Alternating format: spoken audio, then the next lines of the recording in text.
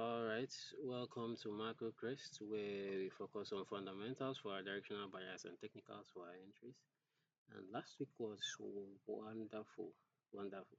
So much volatility last week, as we said. And what we have is all this inflation data that came out solid too. But let's just take a look at what we've got. So what we have here last week, we had the CAT CPI, which came out 2.4. It was better than expected, right? The card spiked. The markets completely priced out the January 28th cut, which makes card now on the bullish side a little bit more. You have the UK PMIs, which came out massively higher, and that took out the 21 months high. So there is so much optimism, and then we have a delay in BOE cuts. So that's what we're looking out for. For the BOE, we have BOJ. It was a neutral to a hawkish tone because they held, but they revised 2006 inflation forecast higher. And then the GDP on the USD came out better, yes, but the market is not really focused on the GDP that much, but rather the inflation and the labor data. And we had the core PCE, that's the Fed preferred measurement of inflation, and this confirmed the Fed strategic pause for January 28th. But now, we'll get into that anyways. So the biggest surprise wasn't economic data, but it was actually the taco trade and Trump announcement and correction outcome. So the market priced in 100% tariff on Europe over Greenland on Tuesday, but then priced it out on Wednesday because they came up to have an agreement between Trump and the European leaders and all that. Okay, so central bank expectation gap we have here is that the Fed, on the January 28th meeting, I think that's on Wednesday, um, it's the official statement they had is it's a restrictive stance needed until 2% is sustained. And then the market reality is that the probability of a hold is 100%. The true gap is the DOJ probe into Powell. So the markets are pricing in the Fed politicization. And then in Canada, we have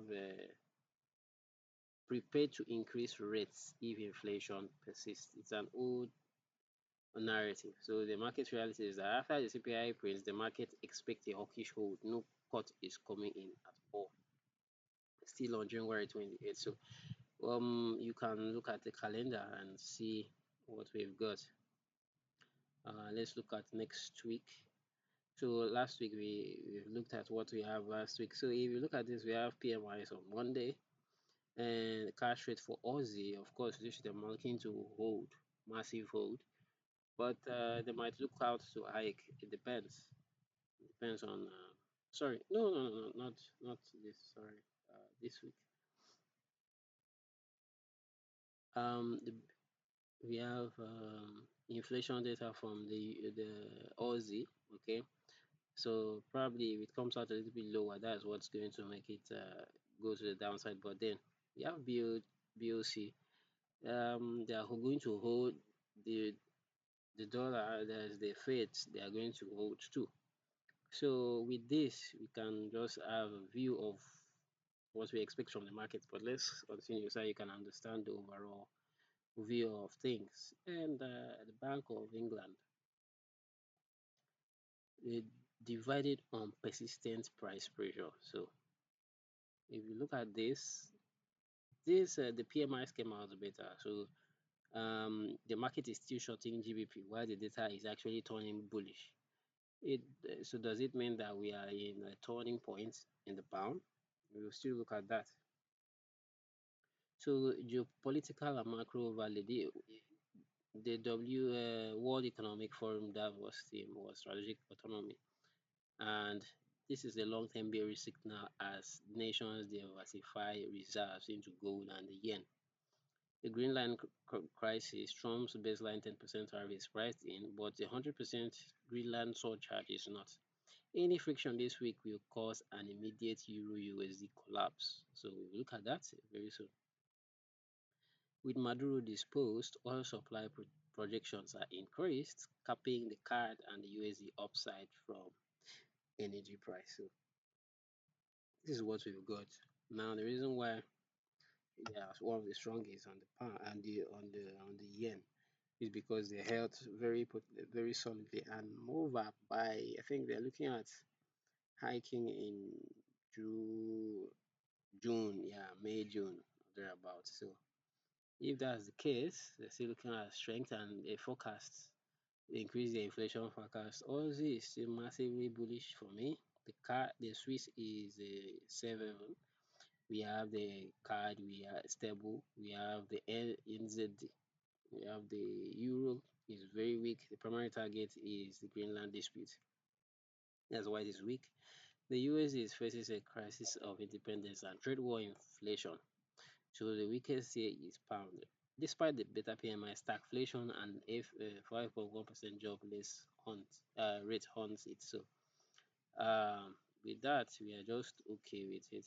But the fastest reversal would be USD flipping to a 7, but gold will still outperform all of this. So the Swiss is still massively strong. So let's get to our chart and just see um what we've got for that. So Dixie, I talked about Dixie strength. Looking at it from our weekly time frame, you can see clearly that this is bearish to the downside. So what would we be looking at? Still on dollar weakness. If you go to your daily time frame, we have our D1 supply here. I don't know if price will come up here, but I don't think so. If it should, it should not be bad. It won't be bad at all. So this is where I might look out for short, but overall this is telling me that the dollar is weak. Now I would have loved to still buy the, the AUD USD, but the problem I have is that it is too far away. So before I would buy it would be if price comes back to this demand. It's too far away for me, so I don't think I'll buy anything yet. I can't buy yet, it's too far. So if we are looking at this price, if you can see this is the first range, this is the range. So we talked about this range, this is our range here, and all this is internal. So if we could have one more push, yes, that would be very solid. So that's what I'll be looking out for Aussie yen, Aussie USD, but I'm more focused on USD Swiss.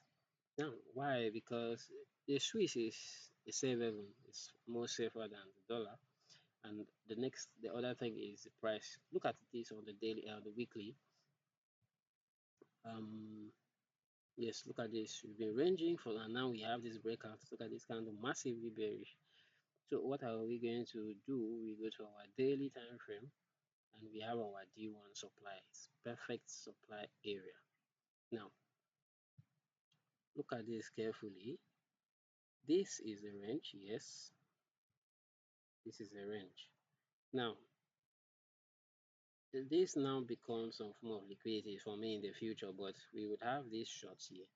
It is just to me the perfect area to short, and we can take price down lower. Probably by January 28th, we might see Dixie strength, which will bring about a pullback, but I don't think that should be strong enough to actually bring price to the downside. So this is for it to know that the dollar is still weak. So the worst of it is that if you can, I'm also looking at USD JPY. So the reason why I'm looking at USD JPY, let's look at this the strength in let's look at it from monthly. The strength from what we've got is this. We are technically massively we are bullish on the yen, but not so much. This was holding, right? And then we have this supply which held, and price came, grabbed liquidity. Okay, so what are we expecting that to be? Not we don't know for sure, but We know for sure that there is a demand here. That's about 500 pips to the downside. So what do we do? This is telling us, okay, price is ready to go down. But technically, it's not telling us exactly.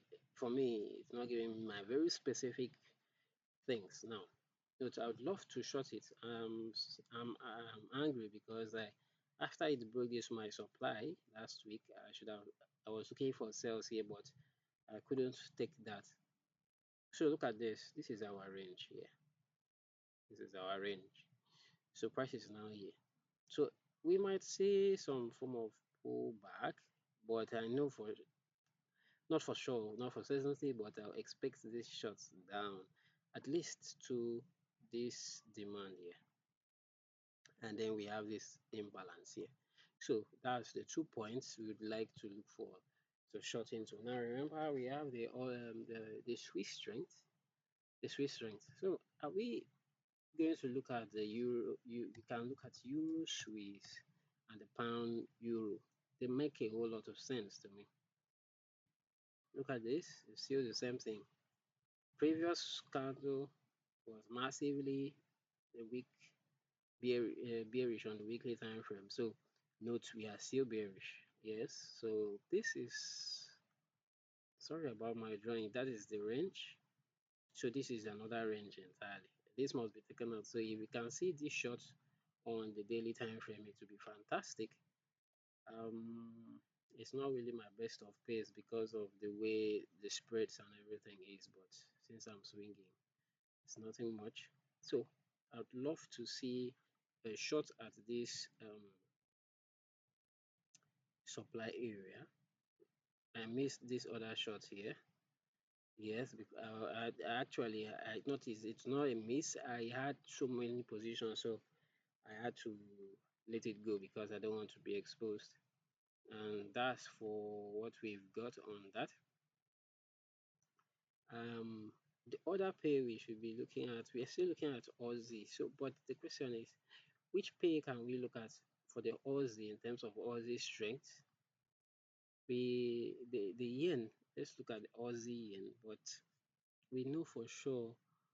Um, yes, Aussie is strong, but Aussie yen, is it enough for us, or we can look at the GBP AUD and the Euro AUD? So look at this. I'm skeptical because of what the yen might do this week, but regardless, this is a powerful demand area.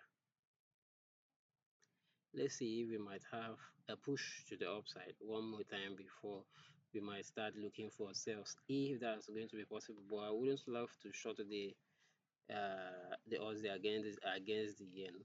So let's go to our Euro AUD. Remember, the euro is actually very weak to me. I think it's even weaker than the pound, in my opinion. Look at this on the weekly. What have we got? We are bearish, massively bearish. So the first target we have is somewhere here. So price came is in this point, but now the problem we have is that we have a supply here.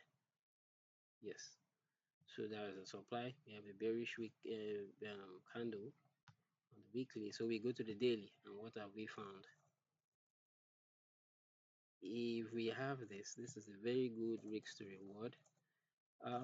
If we could have price push higher and we can sell from here at least down to 1.7 before this 1.68, that would be fantastic. Why? This is a weekly supply and also a daily supply. Powerful stuff. Also the range, if you look at this, there's nothing to really analyze here because the Aussie is quite stronger than the euro. We also have the euro NZD. It all depends on which one you would like more in terms of price action. Look at this. So this price action is telling me here. So if we see this price, look at this range. This is the range we are looking at. This is this range. So if we see this push here, you can sell from here or from this other supply area.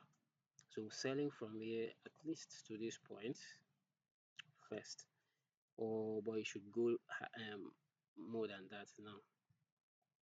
If you look at your monthly, let's look at the monthly. What we've got is there's nothing here in actual sense, absolutely nothing. So the only demand we might say is somewhere here. So let's look at this on the weekly to understand where we are. Yes, so this is where I believe price should hit to at least worst case scenario. So basically, what okay, basically we are just okay. I think that should be the best. We all know that gold is still bullish. Gold is still bullish. Um, Gold is still bullish. We can't fight it. It's too far. But if you see a D1 demand, you can take it for a swing trader, and but price is too far away. Okay, okay. We have this. We have this demand here. If we see a price pull back there, then you can buy. We also have this demand here. We can buy. Let's just see how the market is. All right.